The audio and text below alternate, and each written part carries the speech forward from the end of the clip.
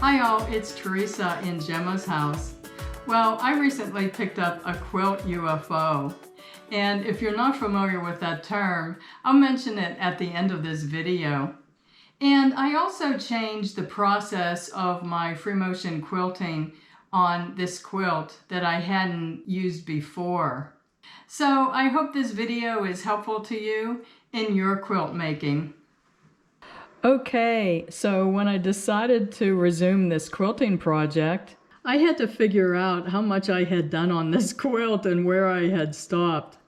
And to unfold this large, heavy, king-size quilt was a job in itself.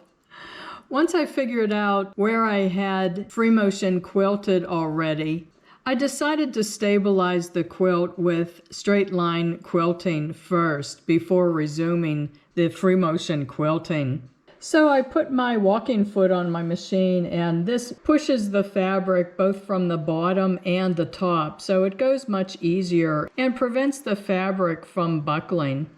And of course I put my quilting gloves on because I can't quilt without these.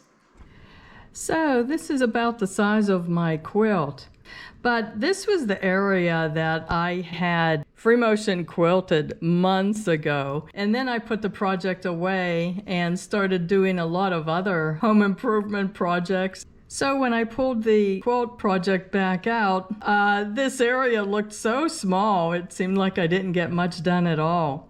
So what I decided to do to stabilize all the fabrics together, I decided to quilt just with straight lines from the edge of the free motion quilting up to the other edge of the quilt. And it was about 12 or so inches wide.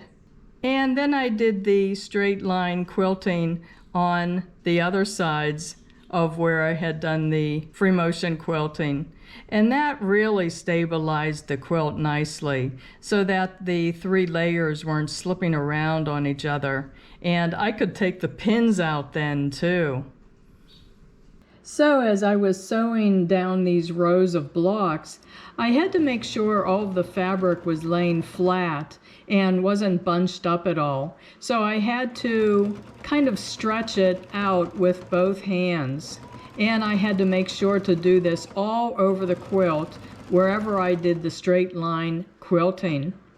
And I was trying to stitch right in between the blocks, right in the seam. And this is referred to as stitching in the ditch.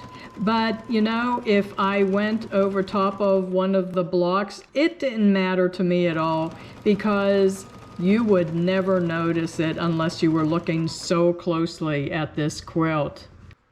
So another thing that I found to be helpful is on the half of the quilt that you're not working on to roll it up or fold it up. And this helps the fabric to stay flatter, and it's not hanging on the floor and pulling away from you when you're trying to sew on the machine.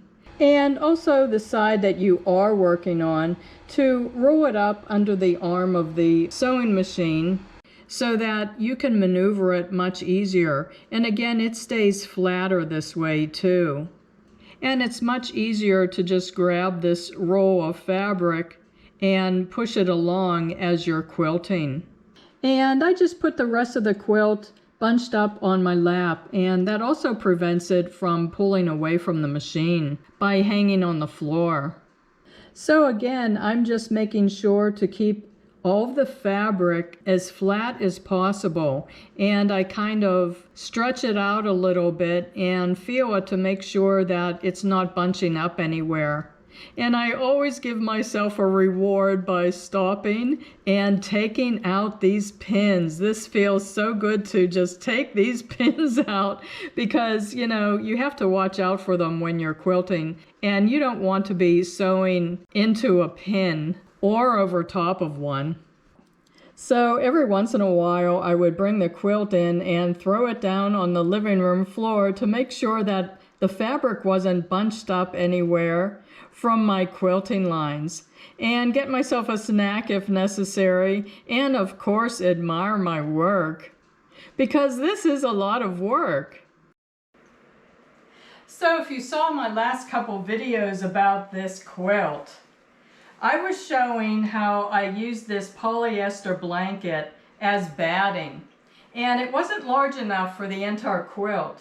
So I just centered it on the quilt when I made the quilt sandwich.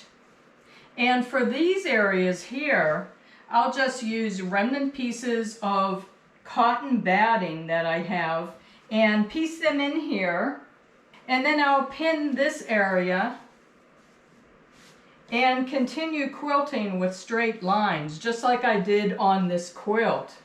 And I'm so glad that I used these straight lines for quilting on the quilt before continuing with my free motion quilting, because it really stabilized it nicely, and it's so easy to maneuver this quilt around now.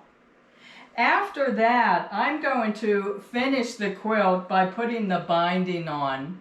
And then it will be a finished quilt, but then at that point, I'm going to continue doing my free motion quilting. It will be so much easier because nothing will be shifting around. I won't have to worry about pins at all, and it will go so much more smoothly and faster. So that's different than other ways I have done my free motion quilting on my quilt projects before. But this being basically a king size quilt, it's so big, and so I wanted to make it so much easier on myself. So I'm excited about that. And just to show you how I joined the remnant pieces of batting, I just placed the pieces of batting right up against each other, didn't overlap them, but you can, and used a wide zigzag stitch on my machine. And I didn't know this before, but I learned it a little while ago that there is a right and wrong side to batting. If you look at this, you can see lines going both up and down and side to side, kind of like a waffle pattern. And that is the right side of the batting. And on the other side, it looks kind of more fluffy, and the lines look like they just run in one direction. So that's the wrong side. So this side that is more like a waffle weave, this should be facing upwards. And after I piece the batting in this border area, I'm just continuing the straight line quilting every 12 inches or so. And after making sure that the fabric isn't bunched up on the other side, I'm cutting the edges of the quilt straight. And I wanted to show you this idea too. I saw this from someone else on YouTube. I save all of the fabric that I've cut off when I'm sewing, and thread and batting scraps. I save them in this plastic bag, and I'll use it for stuffing to make dog beds. After I checked the quilt again to make sure no fabric was bunched up, and of course I turned it over on the other side so I could admire it. Now it's time to put the binding on. And I'm not going to show you all the details of putting the binding on. I'm actually going to make another complete video just on binding, and that will be posted pretty soon.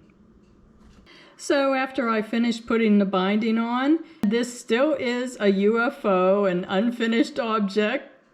And I do intend to continue the free motion quilting on this because I really do love free motion quilting. After you wash and dry it, it gets that nice scrunchy texture from the free motion quilting. And you don't get the same effect with just straight line quilting.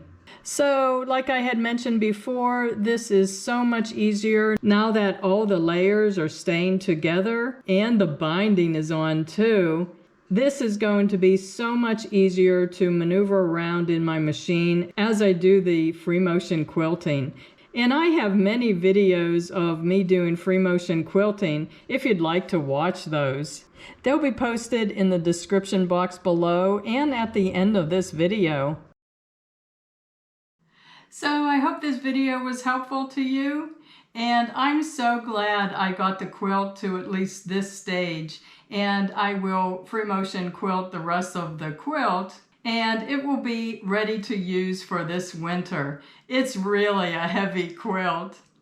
So can I ask you, if you liked this video, can you please give it a thumbs up? And can I also ask you to check my main Gemma's House channel page, because I do a lot of other types of projects. And if you click on the videos tab, you can scroll through the videos and there might be another video that you're interested in watching. So thanks so much for watching. I really do appreciate the viewer support. Bye-bye.